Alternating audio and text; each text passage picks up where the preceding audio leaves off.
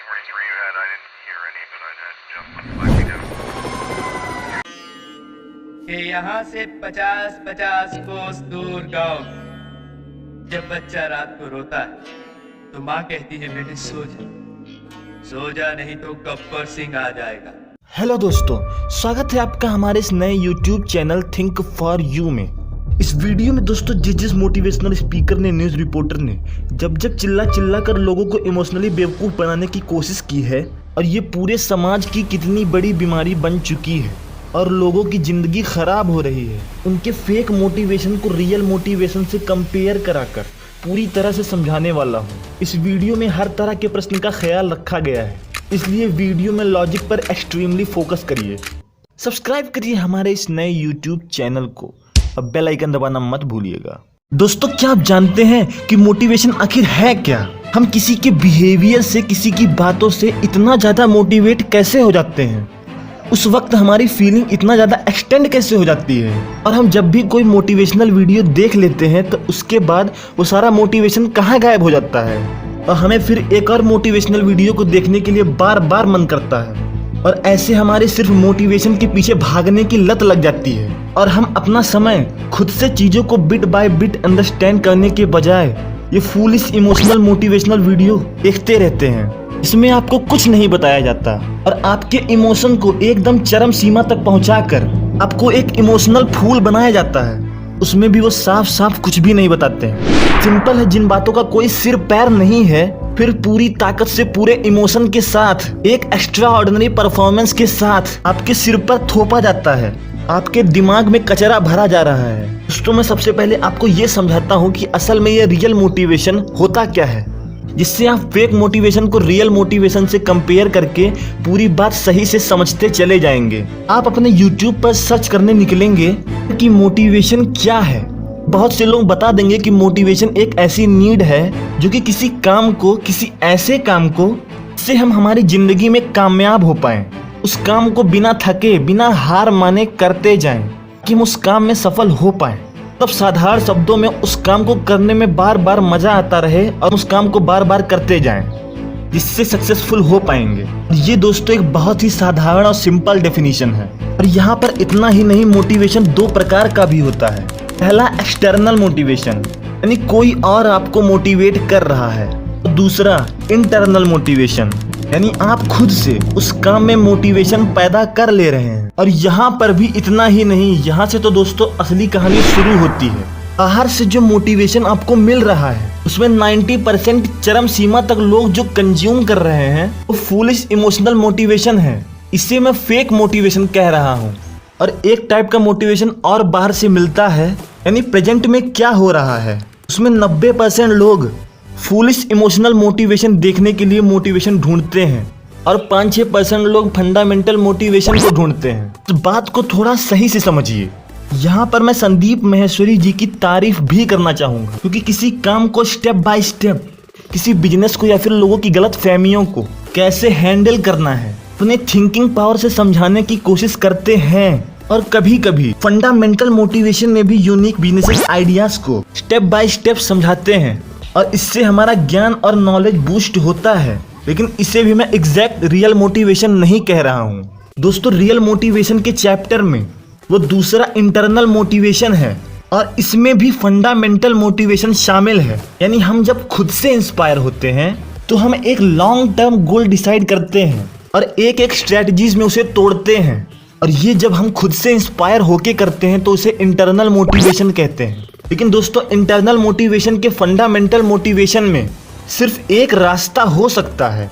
उस पर चलने के लिए आपको डेली टू डेली काम करने के लिए कंसिस्टेंट रहने की जरूरत है। यहाँ तक भी बड़े बड़े मोटिवेशनल स्पीकर बोलते हैं कि सक्सेस अपने काम में कंसिस्टेंट रहने से मिलती है। और जाहिर सी बात है, जब कोई आपको यहाँ तक समझाएगा सक्सेस कंसिस्टेंट रहने से मिलती है तो ये सारी बातें आपको बहुत ही सही लगेंगी। लेकिन क्या कभी आपने सोचा है कि how to be consistent? Consistency ये तो वैसा ही है। ए, एक हिंट दे। नहीं, लग लो केस 1 सेकंड में हल हो जाएगा। इन दोनों में से कोई एक झूठ बोल रहा है। मैं फिर बोलना चाहता हूँ, जैसे आमिर खान ने 3 इडियट में ये बोला था, तो हमेशा तुम दूसरों में दोष डालोगे। One of the finest colleges in the country. 32 साल से मैं ये कॉलेज चला रहा हूँ और 28th पोजीशन से नंबर 1 तक लेके आया हूँ मैं। Sir what number 1 sir, what number 1? Sir यहाँ पे कोई नए आइडियाज की बात ही नहीं करता सर, इन्वेंशंस की बात ही नहीं करता। अब तुम मुझे सिखाओगे कैसे पढ़ाते हैं? नो सर, नहीं सर, मैं आपको इंजीनियरिंग नहीं पढ़ा रहा था सर, वो तो आप मुझसे बेहतर जानते हैं। मैं तो आपको ये पढ़ा रहा था कि पढ़ाते कैसे, और मुझे यकीन है कि आप एक दिन जरूर सीखेंगे सर, क्योंकि मैं अपने कमजोर स्टूडेंट्स का हाथ कभी नहीं छोड़ता। ये संदीप महेश्वरी और विवेक बिंद्रा, उनकी लर्निंग पर, उनके एजुकेशन पर, उनके एक्सपीरियंस पे कोई शक नहीं है। मैं तो चाहता हूँ कि कोई बिजनेस कोच हो जो रियली मैटर करता हो, ऐसे प्रॉब्लम का रियल सॉल्यूशन लोगों को स्टेप बाय स्टेप समझाएं। और ये एक इंफॉर्मेटिव वे है, लेकिन पूरे देश को चिल्ला चिल्ला कर आपके रास्ते में एक मुश्किल आए या 1000 आए, कोई फर्क नहीं पड़ता। चाहे एक आदमी आकर के आपको रोकने की कोशिश करे या 1 लाख लोग आकर के आपके सामने खड़े हो जाएं, अरे आपको रोकना तो दूर, किसी में इतना दम भी नहीं होगा कि वो आपको हिला भी सके। क्यों भरोसा करता है गैरों पर जब चलना है तुझको अपने ही पैरों पर? ना क्या चाहते हैं? जुनून। हाथ देखिए मेरा, कमान। जुनून, किस चीज का जुनून सवार है? 2-4 कोट बोलकर उन्हें इमोशनली फूल बनाना और रियल सॉल्यूशन से हमेशा उन्हें दूर रख देना, ये तो उन्हें कचरा परोसना ही है। उनके इमोशन के साथ खेलना है। आपको अगर लोगों का अटेंशन रिटेन करने का इतना शौक चढ़ा है, जो जुनून की आग, मोटिवेशन की आग, नाश पीटे आग लगे तेरे। ऐसी बेसलेस बातों को माइंड ब्लोइंग परफॉर्मेंस के साथ चिल्ला चिल्ला कर दे रहे हैं, तो क्यों नहीं लोगों की रियल प्रॉब्लम को स्टेप बाय स्टेप समझकर सॉल्व करने की कोशिश करते हैं। या फिर अलग अलग कामों में, अलग अलग बिजनेसेस में, स्टूडेंट्स लाइफ में कैसे कोई हार ना माने, यानी हाउ टू बी कंसिस्टेंट।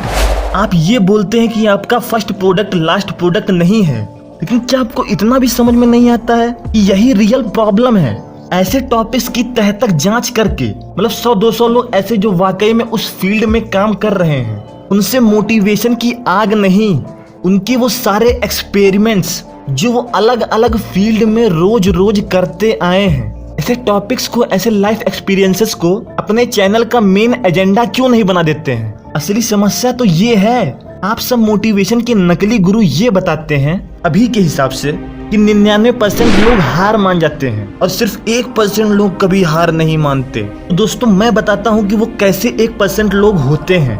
वो सारे 1% लोग फूलिश इमोशनल मोटिवेशन से मोटिवेट होने वाले लोग, जो हो सकता है वो मोटिवेशन उनके अंदर से ही आता हो, हमेशा जिंदगी में धक्के खाकर, या आप जैसे कोई मोटिवेशनल गुरु जो उन्हें इमोशन से भरी बेसलेस बातें बता बता कर उनके इमोशन को एकदम झाड़ पर चढ़ा देते हैं और कहते हैं, और वो लोग अपने पूरे परिवार को छोड़कर, अपनी पढ़ाई लिखाई एजुकेशन को छोड़कर, अपनी पूरी जिंदगी को दांव पर लगाकर, इमोशन में बहकर निकल जाते हैं अपनी किस्मत को आजमाने, जिसमें 90% लोग सुसाइड और माइंड हैरेसमेंट का शिकार बनते हैं। और मान लीजिए अगर दिमाग लगाने की कोशिश कभी कर भी ली कि केवल एजुकेशन से ही सब कुछ हो सकता है, सीखने से ही इंसान सक्सेसफुल होता है, तो जल्दी नहीं तो झेलते रहते हैं सारी जिंदगी गधों की तरह। पानी की बूंद टप, लाउडली कमान। पत्थर पे पानी की बूंद, कमान। पत्थर पे पानी की बूंद, पत्थर पे पानी की बूंद, टप टप टप। वो कमजोर पानी की बूंद है, फैल जाती है, लेकिन वही टप टप उसी कंसिस्टेंसी से वो पत्थर को थोड़े दिनों में चीर देती है। कंसिस्टेंसी चाहिए। Consistency in progression will get you out of recession and depression. Consistency चाहिए। अब अगर इतनी फ्रस्ट्रेशन बर्दाश्त करने के बाद मान लीजिए हम बच भी गए, पानी तो टप टप करके हजारों सालों में पत्थर के 2 टुकड़े करता है। मतलब आपको फिलोसोफर बनने का इतना ही शौक है, तो फंडामेंटली समझाओ तो कहना क्या चाहते हो? इसका आपको पता है इतिहास कौन रचता है? कभी भी कोई बुद्धिमान आदमी इतिहास नहीं रचता। बुद्धिमान लोग इतिहास पढ़ते हैं, इतिहास रचते कौन है? पागल लोग। जो पागल हो जाते हैं वही। मतलब आप समझ रहे हैं कि अगर आप पढ़ने लिखने वाले लोग हैं, सीख सीख कर आगे बढ़ने वाले लोग हैं, तो ये जोश जोश में ये तक बोल दे रहे हैं कि पढ़ने लिखने वाले लोग खाली पढ़ते रहते हैं, वो कुछ नहीं कर पाते। दुनिया बदलनी है तो आग में कूद पड़ो। और जब आदमी आग में कूद पड़ता है तो बोलते हैं मेहनत तो गधा ही करता है। मतलब एजुकेशन का साथ छोड़कर पागल बनाने वाले लोग भी यही हैं, फिर आपको चूतिया कहने वाले लोग भी यही हैं। रिलेट करते जाइए, मतलब पहले गधों की रेस में ढकेलते हैं, फिर तुम्हें गधे बोलते हैं। मैं ये कहना चाहता हूँ कि ऐसे नॉनसेंस तरीके से बिना सर पैर के मुहावरों और कहावतों में उलझा कर जो उनका रियल ज्ञान है, यानी इन मोटिवेशनल गुरुओं ने जो सारी जिंदगी उन्होंने सीखा है और जो लोगों की असली जरूरत है जिसे सिखाना चाहिए, उसे क्यों छिपाते हैं। मैं अगर अपना पर्सनल एक्सपीरियंस दूं कि कंसिस्टेंट कैसे रहा जाता है, तो अपने काम को लगातार मोटिवेशन के साथ करने के लिए लगातार आपको कारण निकालना पड़ेगा। हमेशा एक्सपेरिमेंट की नज़र से ही चीज़ों को देखना पड़ेगा। जैसे मैं अगर अपने सिर्फ यूट्यूब करियर की बात करूं, जब मैं पहले वीडियो बनाता था तो हमेशा डिप्रेशन और फ्रस्ट्रेशन में भरा रहता था, क्योंकि अगला वीडियो बनाने का कोई कारण ही नहीं मिल रहा था। साल साल भर तक लोग ऐसे ही काम करते रहते हैं और ये तक नहीं पता कर पाते कि उन्हें और आगे काम क्यों करना चाहिए। सिर्फ इन्हीं बिना सर पैर की बातें सुन सुनकर कभी भी कोई बुद्धिमान आदमी इतिहास नहीं रचता। और वो 99% लोग बेवकूफ़पन बनकर क्विट कर जाते हैं। लेकिन मैंने अपने हर काम में एक्सपेरिमेंट करना शुरू किया और इंटरेस्ट पैदा करना शुरू किया। अगर स्क्रिप्टिंग कर रहा हूँ तो उसमें अपनी क्रिएटिविटी लगातार हमेशा लर्निंग, रिसर्चिंग, और अगर वॉइस ओवर कर रहा हूँ तो उसके लिए भी वॉइस ओवर की एजुकेशनल वीडियोज़, जिससे मैं वॉइस ओवर करते समय बोर ना फील करने लग जाऊं। वॉइस ओवर करने के लिए भी मुझे बार बार मोटिवेशन मिले। और अगर वीडियो एडिट कर रहा हूं तो सबसे पहले वीडियो एडिट करने से पहले कुछ एजुकेशनल वीडियो जो एडिटिंग पर बेस्ड हो हमेशा ही देख लेता हूं, ताकि मुझे हमेशा लगे कि मैं कुछ नया कर रहा हूं, लगातार कुछ सीख रहा हूं। यूनिक से यूनिक टॉपिक जो लगातार काम करने के लिए, कि इस बार मैं जो लोगों को सिखा रहा हूं वो अभी तक के वीडियोस की हिस्ट्री में सबसे अलग होने वाला है, जो मुझे वीडियो बनाने के लिए, मोटिवेट करने के लिए बहुत ही ज़्यादा काफ़ी है। और मुझे मालूम है कि ये सब वो मोटिवेशनल स्पीकर भी करते होंगे, लेकिन सोच कर देखिए कि वो अपने रियल एक्सपीरियंस को कैसे कैसे एक्सपेरिमेंट कुछ कर करके, सीख सीख के लगातार कैसे कैसे स्टेप को लेकर कुछ कर पाते हैं। क्या उन्होंने अभी तक अपने उस असली काम जिसमें वो रोज रोज लगातार किस तरह से कंसिस्टेंटली वर्क किया है, क्या ये कभी डीपली अंडरस्टैंड करवाया है? नहीं।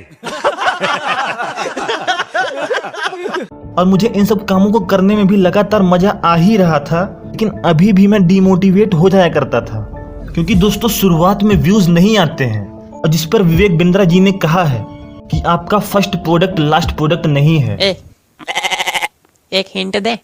नहीं, लग लो केस 1 सेकंड में हल हो जाएगा। तो यहाँ पर मैंने ये सोचना शुरू किया कि कारण क्या हो सकता है।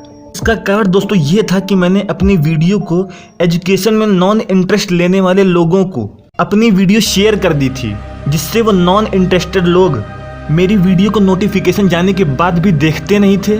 मतलब मेरी वीडियो उन लोगों को सजेस्ट तो होती थी, लेकिन जिन लोगों को मैंने वो वीडियो अनजाने में शेयर की थी वो एजुकेशन में इंटरेस्टेड ही नहीं थे और नहीं देखते थे, जिसकी वजह से यूट्यूब मेरी वीडियो पर उन लोगों को इम्प्रेशन भेजना ही बंद कर दिया था। इम्प्रेशन का मतलब है कि मेरी वीडियो अब उन्हें नहीं सजेस्ट होती थी और बहुत कम इम्प्रेशन आता था, जिसकी वजह से ना व्यूज़ आते थे ना सब्सक्राइबर। और मैंने जब इम्प्रेशन को जाकर देखा कि यूट्यूब मेरी वीडियो किसी को सजेस्ट ही नहीं कर रहा है, तो मैंने इम्प्रेशंस बढ़ाने के लिए ऐसे टॉपिक जिस पर कंपटीशन बिल्कुल ही नहीं है और व्यूज़ बहुत ज़्यादा आते हैं, ऐसे टॉपिक को ढूंढ ढूंढ कर वीडियो बनाना शुरू किया। और अपने दोस्तों के फ़ोन से और खुद के फ़ोन से शुरुआत में अपनी ही वीडियो देखनी शुरू की, जिसमें यूनिक टॉपिक होने की वजह से, जिसमें कंपटीशन बिल्कुल ही नहीं है और ज़्यादा व्यूज़ आते हैं। ऐसा करने से कि अब इम्प्रेशंस बढ़ने लगे थे और वीडियो पे व्यूज़ भी आ रहे थे, सब्सक्राइबर भी आ रहे थे, और मुझे कम से कम थोड़ा बहुत डेटा मिलने लगा था जिसके बारे में आगे कैसी वीडियो बनाऊंगा, इसके बारे में मुझे थोड़ा बहुत आइडिया लगने लगा था। और मैं उन डेटास के ऊपर खुद से प्रेडिक्शन करके एक्सपेरिमेंट तो कम से कम कर पाया। सोचिए मैं अगर खाली वीडियो बनाता रहता और मामले की तह तक नहीं जाता, तो मेरे चैनल पे व्यूज़ क्यों नहीं आ रहे हैं? कौन सा ऐसा कारण है कि मेरी वीडियो आगे सजेस्ट नहीं हो रही है? ये मुझे कभी नहीं पता चलता, जिसकी वजह से या तो मैं अंधों की तरह फूलिश इमोशनल वीडियोस को देख देख कर हमेशा अपने इमोशन को एक्सटेंड कर पाता, या फिर सब्र करता कि एक दिन सब सही हो जाएगा, एक दिन सब सही हो जाएगा। इस तरह से उन 1% लोगों की तरह लड़ता, या फिर 99% लोगों की तरह क्विट कर जाता। दोस्तों मैंने लगातार कारण निकालने की कोशिश की, एक्सपेरिमेंट करने की कोशिश की, जिसपे मेरी एक वीडियो पे 7.7 के व्यूज भी पहुंच चुका है। और ये मेरी पर्सनल केस स्टडी है, जिसमें मैंने एक्चुअली आपको सिखाया है कि कंसिस्टेंट रहने के लिए कैसे कैसे आपको अपनी लाइफ में लगातार एक्सपेरिमेंट करने पड़ते हैं, वो कारण ढूंढना पड़ता है सिर्फ जिसकी वजह से आप अगला स्टेप ले पाएंगे। और ऐसे ही दुनिया में वेरियस ऑफ बिजनेसेस में, स्टूडेंट्स लाइफ में लोगों को सिर्फ फंडामेंटली ही नहीं, how to do work consistently, इस टॉपिक पर भी नॉलेज चाहिए ताकि वो एक्सपेरिमेंट कैसे किया जाता है ये सीख सकें। मैं इन मोटिवेशनल स्पीकर से ये कहना चाहता हूँ कि मान लीजिए आपने अच्छी जगह से नॉलेज कलेक्ट किया है, लेकिन उसे मोटिवेशनल कोट में एकदम सतही तरीके से बिना सिर पैर की बातें एकदम चिल्ला कर इमोशन भर के लोगों को दिखाओगे तो आप एक्चुअली में क्या सिखाना चाहते हो?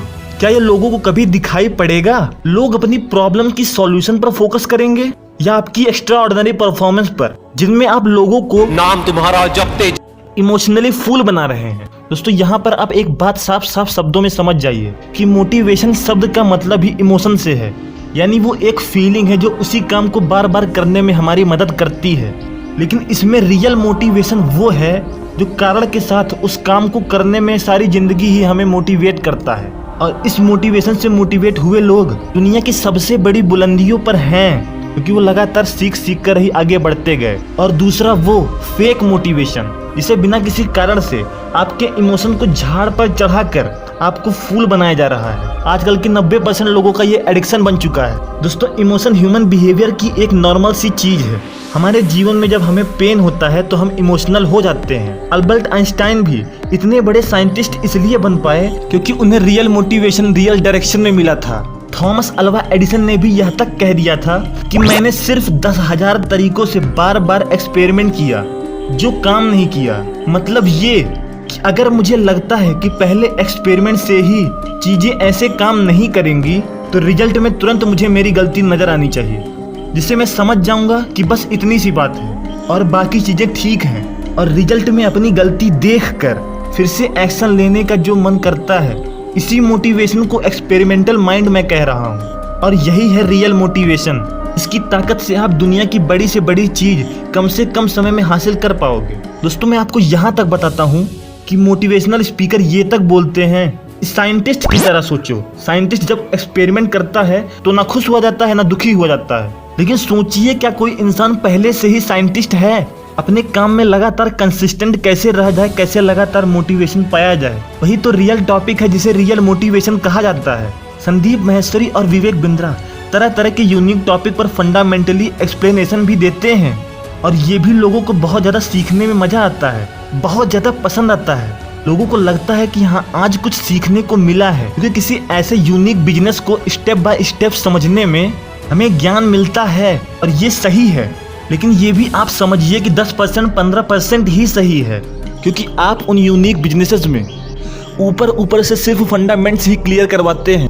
असल में वहाँ लोग काम कर रहे हैं, उन्हें फंडामेंटल मोटिवेशन से ज़्यादा सबसे ज़्यादा रियल मोटिवेशन की ज़रूरत है। और चीज़ों को फंडामेंटली समझने के बाद भी 10% 15% लोग ही खाली उस काम को करना शुरू करते हैं और बाकी सब फिर डीमोटिवेट होते हैं, क्योंकि उन्हें नहीं पता है कि हाउ टू बी कंसिस्टेंट। यहाँ पर आप सोचिए कि क्या आप अपने सारे फॉलोअर्स को सही दिशा नहीं दिखाना चाहते हैं?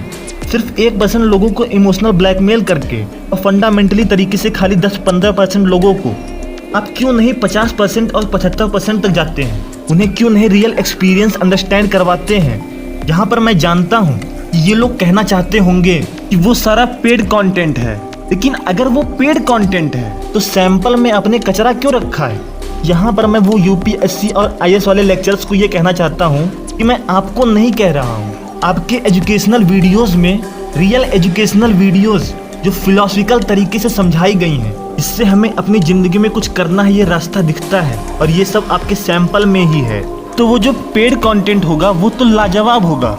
डिजिटल मार्केटिंग करना बुरी बात नहीं है, लेकिन अपने आप को सबसे ऊपर करने के लिए, अटेंशन रिटेन करने के लिए लोगों को फेक मोटिवेशन देना बंद करिए। सिर्फ रियल मोटिवेशन की वजह से आप हमारे देश को और यहाँ के लोगों को आगे बढ़ा सकते हैं। यहाँ के 100% लोगों को सिर्फ रियल मोटिवेशन की जरूरत है। दोस्तों, एक इमोशन से भरा हुआ व्यक्ति, अपनी लाइफ में स्ट्रगल करता हुआ इंसान जब तकलीफों से गुजरता है, उसके लिए सबसे इम्पोर्टेंट सिर्फ इतना होता है अपने काम में मजा कैसे पैदा किया जाए। तो अगर आप इलॉन मस्क को देखेंगे, उनकी लाइफ का एकमात्र सक्सेस का कारण हमेशा अपनी गलतियों से सीखना है।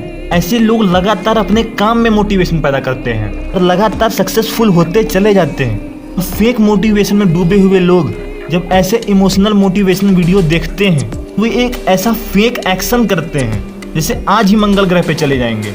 आप देखते होंगे कि मूर्ख व्यक्ति अपनी उत्तेजना को ऐसे दिखाता है जैसे कि वो सब कुछ कर सकता है, लेकिन शांत व्यक्ति की शांति में ही वो शोर होता है जो ये दिखाता है कि ये इंसान अपने काम से ही पूरे समाज को मोटिवेट कर रहा है। और अगर आप इन नकली मोटिवेशन के चक्कर में पड़ गए, जो कि पड़े हुए हैं, तो समय के साथ आपकी फीलिंग और ज़्यादा डार्क होती चली जाएगी। आपके आसपास के लोग अपने काम में सक्सेसफुल हो रहे हैं, पीछे से कोई आएगा और आपकी अपॉर्चुनिटी लेकर चला जाएगा और आप फेक मोटिवेशन के चक्कर में ही पड़े रहेंगे। दोस्तों, इसमें डूबकर फिर फ्रस्ट्रेशन और डिप्रेशन, क्योंकि आपका इमोशन अब बहुत ही ज़्यादा सेंसिटिव हो चुका है, फिर कुछ आता तो है नहीं और अपनी फीलिंग में लगातार इमोशन भर रहे हैं, अपने टाइम को बर्बाद कर रहे हैं, जिससे आप अपने खुद के माइंड का हैरेसमेंट करते रहते हैं और कुछ ना कर पाने की वजह से लोग सुसाइड जैसे रास्ते को अपनाते हैं। अरे जो मोटिवेशन ही कुछ ही देर का है, कुछ ही देर में गायब होने वाला है, वो कहाँ तक आपको प्रोटेक्ट करेगा। वो उस समय तो आपके अंदर इमोशन भर देता है और बाद में जब आप कुछ करने चलते हैं तो वही फूलिश इमोशन आपका सबसे बड़ा दुश्मन बन जाता है और यही हमारे जीवन की सबसे बड़ी बीमारी बन चुकी है। दोस्तों, आने वाले 10 साल में अगर हमें रियली अपनी लाइफ में कुछ करना है अपने देश के लिए, तो इस कैंसर की बीमारी से जो टीवी, फोन हर जगह तेजी से फैल चुकी है, लाखों जिंदगियों को बर्बाद कर चुकी है और कर रही है, इससे बचकर रियल मोटिवेशन की ओर, रियल एजुकेशन, लर्निंग और एक्सपेरिमेंट की ओर बढ़ना चाहिए। मैं यहाँ पर इन मोटिवेशनल स्पीकर और टीवी रिपोर्टर्स को बुरा भला नहीं कह रहा हूँ। मैं कह रहा हूँ कि पाप से घृणा करो, पापी से नहीं, और लोगों को इमोशनली ब्लैकमेल करना बंद कर दो। और जो सीखा है अपने जीवन में, जो लोग आप पर विश्वास कर रहे हैं, आपके मिलियंस ऑफ सब्सक्राइबर्स, उनको अपना असली ज्ञान, असली एक्सपीरियंस शेयर करो। दोस्तों, जिस तरह से फेक न्यूज़ हानिकारक है, उसी तरह फेक मोटिवेशन युवाओं की नसों में एक कैंसर जैसी घातक बीमारी बन चुकी है। इस स्वर्ण अवसर पर एक श्लोक याद